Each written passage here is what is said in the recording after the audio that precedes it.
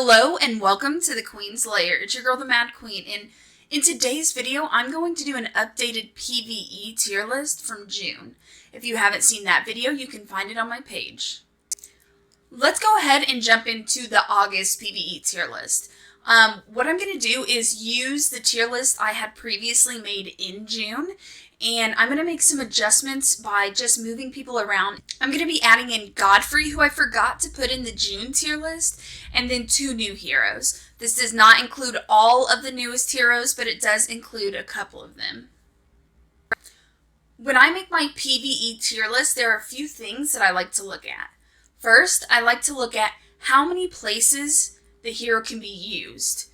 And then I like to look at how efficient or effective is the hero in these locations. And I give them points based off of that. So let's go ahead and jump in. And I only have a few different changes that I would like to make. The first change that I would really like to make is going to be with Florence. I did make a mistake by putting her in the A tier before. But I do think that it is very possible that we might see her in the S+ tier next month. I'm actually going to be moving Yolanda down. I'm going to be putting her into the S category. I think I previously rated her a little too highly by putting her in the S+. Don't get me wrong, she is an incredible hero. She can be used in a lot of places, but I do not believe that she is S+. I believe that she is an S tier hero. There are more and more heroes coming out, and that just means that there are more niches. Next up, I would like to change Brand. I had Brand put in the S tier previously, and I do believe that Brand is S+. He can be used in a lot of different places, and his utility is incredible, especially if you have him ascended twice, because he just gives off a huge shield. You can use him in a few of the dungeons now. You can use him in Endless Trials. You can use him in the Tower. You can use him to farm in the adventure stages. He can be used in a lot of places overall, and he's just really a good hero. My next change is going to be to Evelyn First On. So I previously had her in the S tier, and I believe that she is now A tier. She does have a good kit, but there are, like I said before, more and more heroes that are coming out with better team comps, and she just unfortunately is no longer in the S tier for me. Previously, before, when I made this video, I did not have a Boolin myself, and I have acquired one since then, so I've done a lot more testing, and I have used Boolin in a lot of different places, including the Guild Boss, in the Void Tower, in Endless Trials, farming adventure stages. Boolin can do a lot of damage, and her induction is really nice. I don't think that she is S or S+. Maybe if we were talking about Guild Boss only tier list, but overall for PvE in general, I am going to go ahead and place Boolin up in the A tier. A couple more changes I'm going to be making as well are going to be to both of the Nicks. So I currently have just the normal Nick in B tier, and I have Dark Nick in C tier. I think that was actually very generous in my last video, in my last tier list, and I'm going to be placing both of them into the sad category, unfortunately. They really just do not have use within PvE. And if they do, it is extremely minimal, and there's definitely another hero or champion that can do it much better. Next up, I'm going to go ahead and place Godfrey because I forgot about him somehow in my last video. I did my best to include as many of the new heroes as I could previously, and unfortunately I don't have all of the new ones this time, but we're going to go ahead and place Godfrey into the C category. Godfrey can be good in very specific situations, and I've really enjoyed actually using him in the Hard Void Tower. Next up is a hero that has only been out for around a month or so now, and that is going to be Girnal. She's mainly a PvP hero, but I think in very niche team comps and in very specific situations that she can be put into specific teams. So for that reason, I am going to place Girnal as well in the C tier.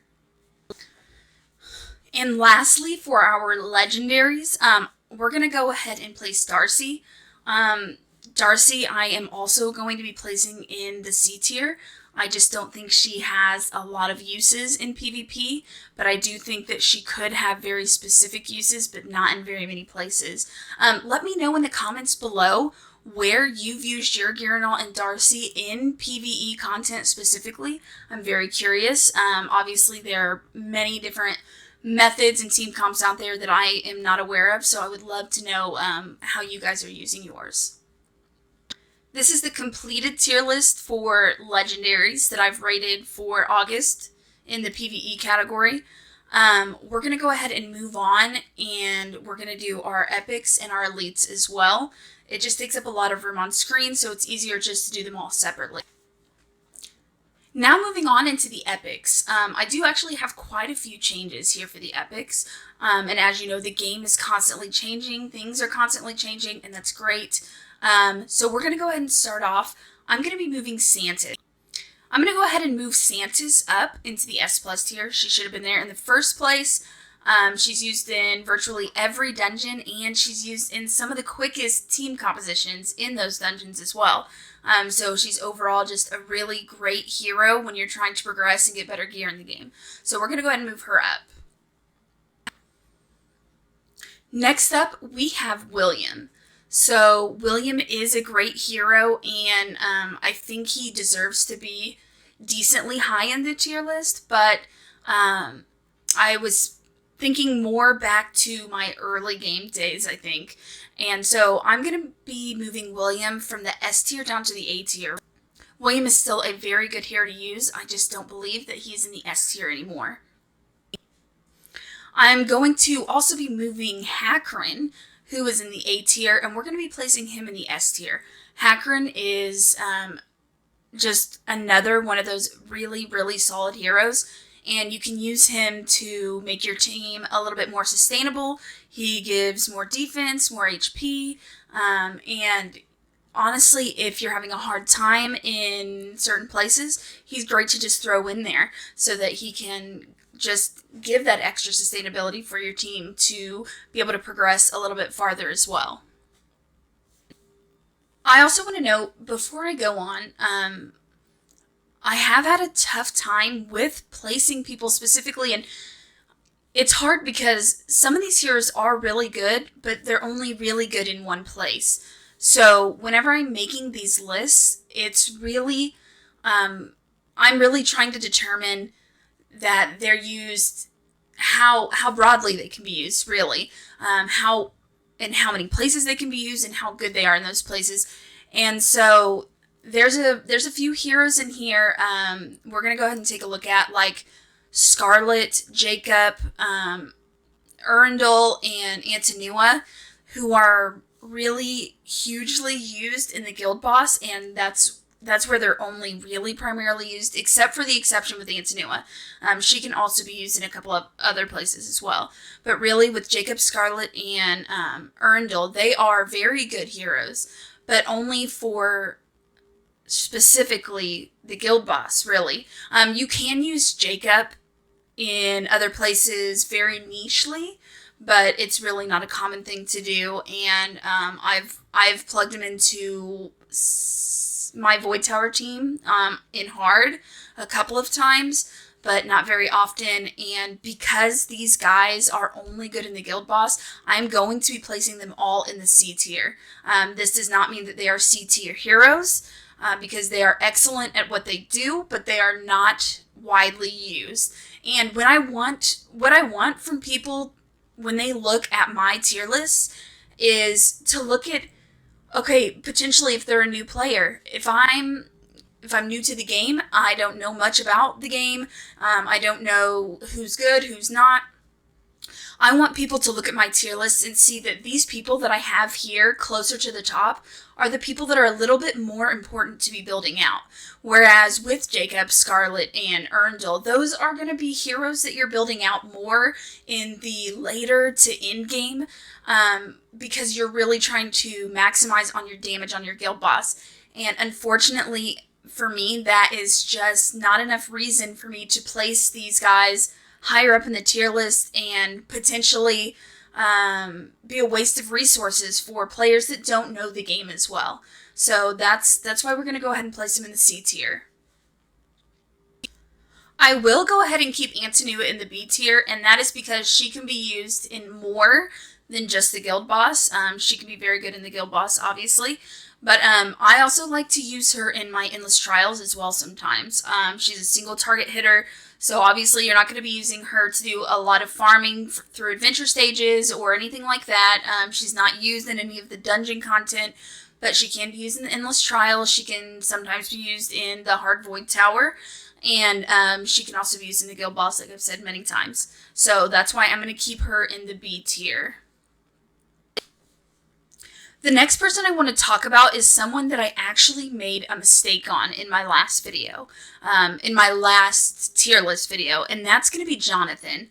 I had Jonathan placed in the, just at the very, very, very bottom, and he did not honestly deserve to be there. Jonathan can be used in Queen of Tides now. He's had a rework, and he's not obviously used in a ton of places, but he can be used in Queen of Tides, especially on stage 12. I'm not exactly sure if he can be used on 14 yet, but I think that as far as where he goes in PvE, that he does deserve to be higher up, and so I'm going to go ahead and place him in the C tier, and I'm placing him here specifically because of his utilization. He's just not utilized in a lot of places, although he can be used in the Queen of Tides, so he is usable in PvE, which I had said he wasn't before, and that was wrong. So we're going to go ahead and move him up. The next person I'm going to be taking a look at is Virgil. So I previously had Virgil in the lowest tier, and that was also incorrect. Virgil definitely does have uses in PvE. He does not have a ton of uses, but he can be very, very good in the hard void tower. And honestly, that, as far as PvE goes, that's about the extent of where you use him in PvE. So for that reason, I'm going to be placing him in the C tier. But Virgil is a very good option for the Void Tower. My next change to the current list is going to be with Lunar Melisa. So I previously had Lunar Melisa in the B tier, and I now believe that Lunar Melisa should be in the A tier when it comes to PvE. The reason I put her in the B tier before was I was really only thinking about her utilization in the Void Tower, and where that is one of her best places in PvE content. She does also have other uses. She can be used, honestly, almost anywhere in the game. I wouldn't really say dungeon content. You're not going to really use her there, but if you don't have a lot of heroes, you don't have a lot of options, you could use her in adventure stages as a form of control if you just don't have a lot of damage, because sometimes you really just have to pick what you have when it comes to the heroes. So, Lunar Melisa has an amazing kit. If you can't do the damage, if you don't have the healers, then she is going to be great for control, and you can use her in Endless Trials, Void Tower, and you can also use her in the adventure stages, but that's going to be definitely very situational depending on the account that you have specifically. Next up, we're going to talk about Eddius. Eddius, I have definitely had a love-hate relationship with for a very long time, really. And I think that Eddius is underrated, and I think he's another one of those heroes that I really placed too low in the PvE list in June, and I think that he is a B hero. Eddius can do a lot of damage. You can use him. He has AoE abilities. You can use him to farm things. You're not going to use him in the dungeons, unless somebody has some crazy comp out there that I don't know about, which is obviously very possible. But you're going to really use Eddius you can use him in the Void Tower, you can use him in Endless Trials, and you can also use him to help you farm in adventure stages. I have personally done that. That is not typically who I choose, but it definitely is a viable option, and it works. It's just not necessarily the very best option, which is why we're putting him in the B tier. Also in the lower tier, we have Thomas. Thomas is another one that I misplaced because Thomas does have a use. I really try to only keep in the sad tier or the lowest tier heroes that really do not have any use within PvE. So it was incorrect of me to put him in that category because he can be used in the Tulpa. That is a team that is not necessarily very quick unless you have insanely good gear. And that's really the only place that you can use him. So for that reason specifically, I'm going to go ahead and place him in the C tier.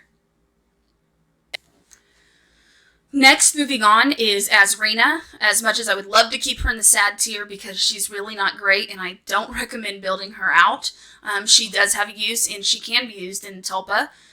She's just not the best option, but she is an option, so for that reason, she's also going to be going to the C tier. And then last up here for the epics, we have Cyrus. I'm not sure exactly if I'm pronouncing that right. I'm pretty sure it's Cyrus. But I don't actually have a Cyrus yet, but if you read over his abilities, I think he definitely looks very promising. He looks like another, a mix between a Charles and Jonathan, and he's somewhere in there. And I think he's definitely going to have some uses. I so wish I had him because I definitely have ideas that I could use him even in dungeon content. So hopefully I will get him one of these days so that I can try that out. But for now, I don't believe he belongs in the lowest category. I think he does have uses. I think they're going to be very specific. And for that reason, he's also going to be placed into the C tier. I also would like to move Andre up. Andre does not have a lot of utilization within PvE because he is single target, but I have done testing with him in the guild boss, and he can do a decent amount of damage when he's in a curse set, and whenever you have him synergized right. So I'm going to move him as well into the C tier. Next up, we only have a couple left, but I am going to go ahead and move Vance as well. Vance is also one of those that has a very niche use, but the only way that I can keep a hero in the sad category is if they do not have a use in PvE. And his use specifically, the only one that I can really think of in PvE is going to be in the Void Tower. He can be used in the Void Tower if built right and also put with the right teams. So for that reason, I am going to move Vance up into the C tier. Next, we have Lightwing Zachary, and we have Urzag. These two heroes are really good when it comes to PvP, but when it comes to PvE, the only use that they both really have is going to be in the Void Tower, and even then, they're not really that good for the Void Tower either. It's going to be very specific situations where they're going to be used, and they're both going to have a pretty high gear requirement. So for those reasons, I will be moving both Lightwing Zachary and Urzag into the C tier. Last up is Akubi. Akubi, unfortunately, I would love to leave in the sad tier. Akubi, I would rather leave him in the sad tier, but again, he does have a use. He can be used in Gemini. He's not the best option, but he can be used. And I was so excited when Akubi came out because I think his kit is very promising, honestly. And I've seen that quite a few times within Ace where you see some heroes that really are very promising and then they end up just being, And so Akubi does have one use, and for that reason, I can't leave him there. So he is going to be also placed into the C tier. As far as all of the heroes that are left in the sad tier, these guys are here because they don't really have uses in PvE. I'm hoping that month by month as we go by and I make these tier lists, that there's going to be a little bit more rhyme, a little bit more reason to all of this, and things are going to click together a little bit more. As you can see, I've made a lot of changes this month compared to the last one I made in June. I'm sorry I missed out on July. I was in the middle of moving, and then I went on vacation for a week, so I was very MIA for about 3 or 4 weeks, which is why I didn't make one for July. But you can tell I've made a lot of changes. I think that all of the changes I have made have good reasoning. If you disagree with me for any reason, that's okay. Let me know in the comments. Let me know why. That's one of the reasons that I moved Jacob, is because I totally forgot about him being used in the Queen of Tides. And that is totally an option. So I want to thank you to the person that pointed that out to me. And I can't wait to see what you guys have in the comments. But let's go ahead and move on, lastly, to our elites. Now we're going to go ahead and we're going to move on to the elite heroes. And again, I would like to say that I think that I definitely made quite a few mistakes when I made this list before. And I also want to add that whenever I make the legendary and the epic lists, those two go in with each other. But as far as rating the elite heroes, it's a little bit different. Most late game players are not going to be looking at this list, and if you are, that's awesome. Give me some tips on what you think I can do better or what I can change in the comments. But this is going to be mainly for newer players in the game. And so it doesn't exactly intertwine with the legendaries and the epics in the game. Whereas with those two lists, you could combine those to make a big list. So the S pluses would slide in with the S pluses, the S's with the S, the A with the A, and so on and so forth. But when it comes to the elite heroes, you can't do that. I mean, you could, I guess, but I think that some of the heroes would be unfairly rated. So what we're going to do is I'm going to go ahead and make a few changes because I desperately need to make some. There's only one thing for me specifically that really stands in the way of Connor being actually in the S tier instead of the A tier, which I now believe he is, and that is his shield. I mean, his kit overall is really, really good, but his shield is based off of attack. And for the level of people that are using him, because these are early mid-game players, we don't need to see a hero like Connor, who should be based off of HP or defense, be based off of attack, because now he's just another squishy hero. And that's honestly just a really, really weird way to build a support hero, because he doesn't do damage either. So why make a support hero that is based on attack, doesn't do damage, but heals and gives a shield and all that good stuff and is squishy? To me, it just doesn't really make a lot of sense, and for that reason, he's in the A tier. Next up for changes is Charles. I previously placed Charles in the B tier, as you can see, but I'm going to be moving Charles up into the A tier. Charles overall is a really, really, really great hero, and you can use Charles to help you go through the easy Void Tower as well as the hard Void Tower, and you can also use Charles in situations where you need a really tanky person that can put out a decent amount of damage just to survive. So in those really sticky situations with adventure stages where you're really getting stuck, you can use him specifically. I wouldn't use him to farm, but if you're really stuck in a place, Charles is going to help you to get unstuck. Another thing to consider when we're building this tier list is to think about, if I make this hero a 5-star or a 6-star, are they going to be used later on in the game? Are they still going to have use? So that's another thing I like to look at whenever I make this specific tier list. And as far as these heroes that are at the top, with Mary, Rhodira, and Joseph so far, these are all heroes that you can use in in-game. Obviously, Rhodira would be replaced by someone like Blackhorn or Mathasia, but if you do not have a Blackhorn or Mathasia, she can be a really good hero to fill in for those spots until you get one of those heroes. Joseph has a lot of utility, and so does Mary. So I just wanted to also mention that before I continue, so that you can keep that in mind. Next up, we have Brogue. Brogue is, I think, personally, definitely underrated. He has a few different uses between PvE and PvP, but as far as PvE, I actually used Brogue in my Queens 12 and 14 team.